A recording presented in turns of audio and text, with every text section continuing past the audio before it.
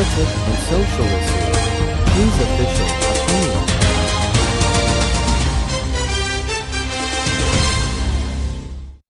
Beberapa hari terakhir ini kita kemudian disibukkan dengan dinamika perpolitikan bangsa kita. Setelah 3 Oktober kemarin, Nasdem mendeklarasikan Anies Baswedan sebagai capres dari Partai Nasdem. Kemudian disusul dengan pertemuan Presiden Joko Widodo dengan Ketua Umum Partai PDI Perjuangan Megawati Soekarno Putri. Tentu saja publik bertanya-tanya, apa sih yang kemudian dibicarakan oleh Presiden Jokowi dan Ibu Mega sebenarnya? Satu sisi tentu saja ada pembicaraan-pembicaraan terkait dengan persoalan kebangsaan hari-hari ini. Namun yang paling banyak disoroti oleh publik tentu saja terkait dengan ambilan keputusan atau penetapan bakal calon presiden dari Partai PDIP. Dan Megawati sebagai sosok utama yang akan menentukan siapakah yang paling pantas untuk menjadi capres dari Partai PDIP. Memang secara pribadi tentu saya mencoba untuk melihat hal ini dari pengalaman masa lalu, termasuk Pilpres tahun 2014, 2019, dan sekarang kita akan menyongsong Pilpres 2024. Kalau kita melihat realitas empiris atau pengalaman di masa lalu, Ibu Mega itu adalah salah satu sosok yang kemudian mencoba untuk benar-benar menelusuri sejauh mana kader PDIP yang memiliki popularitas, memiliki kualitas, yang kemudian dilihat menjadi sosok yang pantas untuk dicapreskan melalui partainya, itu dengan berbagai aspek. Salah satunya dengan meminta pendapat. Kita tidak bisa memungkiri bahwa saat ini kekuatan Jokowi atau pengaruh Jokowi masih begitu besar. Publik masih begitu terpengaruh, dan kemana Jokowi mengarah atau kemana Jokowi memberi dukungan di tahun 2024 ini, banyak orang yang kemudian akan mengikuti pilihan tersebut. Banyak orang yang kemudian akan mengikuti arah Jokowi. Ibu Mega benar-benar melihat hal itu, dan dia merasa perlu untuk bagaimana berdiskusi, bagaimana mencari solusi bersama, meminta masukan dari Presiden Jokowi.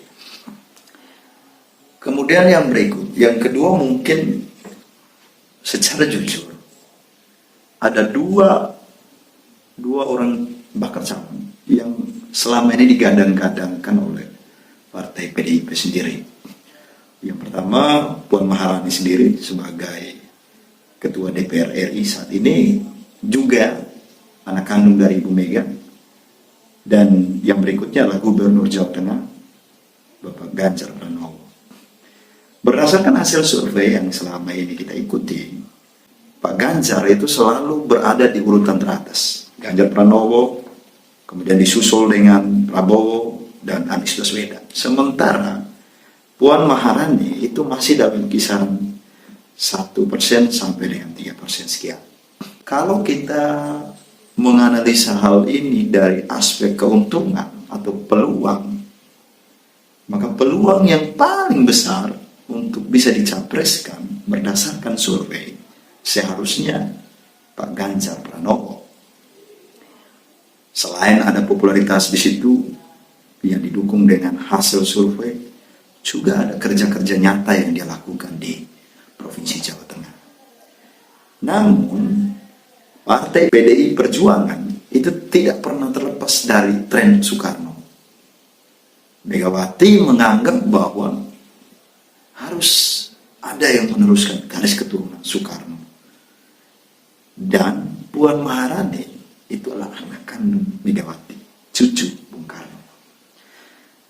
Hal inilah yang kemudian menjadi dilema terbesar Ibu Mega sebagai pimpinan PDIP. Nah, kalau seandainya Ibu Mega kemudian mengarahkan pilihan politiknya tren Soekarno dan kemudian mengesampingkan data survei, tentu akan sangat berisiko. Karena partai PDI Perjuangan harus bekerja ekstra, harus bekerja keras untuk bagaimana menaikkan popularitas Mbak Puan ini sendiri.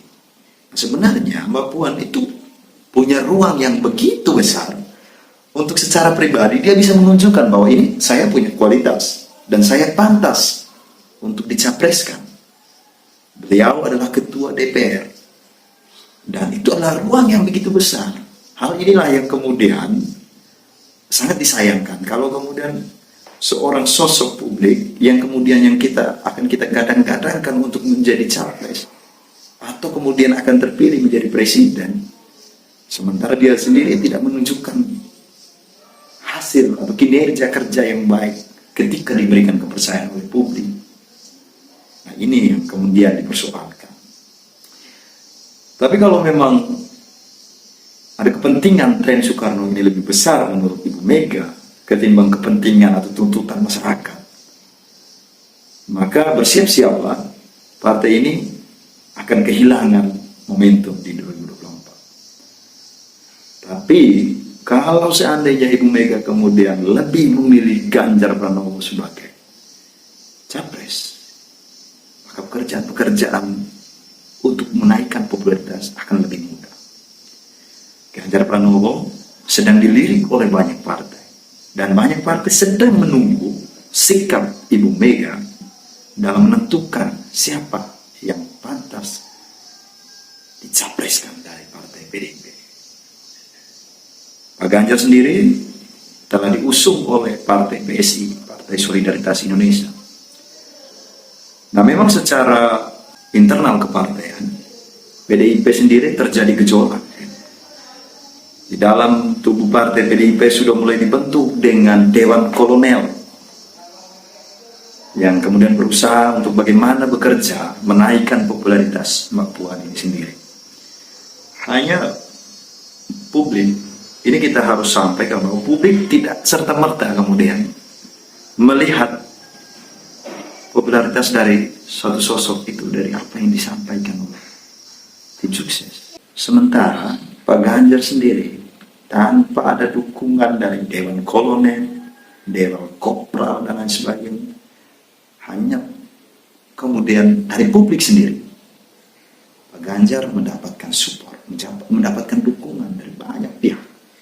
Masyarakat kemudian membuat asosiasi-asosiasi, perkumpulan-perkumpulan yang kemudian memberikan dukungan kepada Pak Ganjar Pranowo. Menariknya, dinamika ini sepertinya sedang diulang seperti dinamika yang terjadi di tahun 2014, di mana pilihan politik Ibu Mega kemudian dibuat bingung dengan prestasi seorang sosok Presiden Jokowi hari ini. Di tahun 2014, Megawati digadang-gadangkan untuk ikut serta dalam Pilpres. Sementara popularitas Jokowi hari-hari itu sedang naik-naiknya. Apakah kemudian Megawati akan tetap memainkan strategi yang sama seperti tahun 2014? Ataukah Ibu Mega akan berusaha untuk mengembalikan tren Soekarno lewat anaknya, Mbak Puan? Mari kita nantikan bersama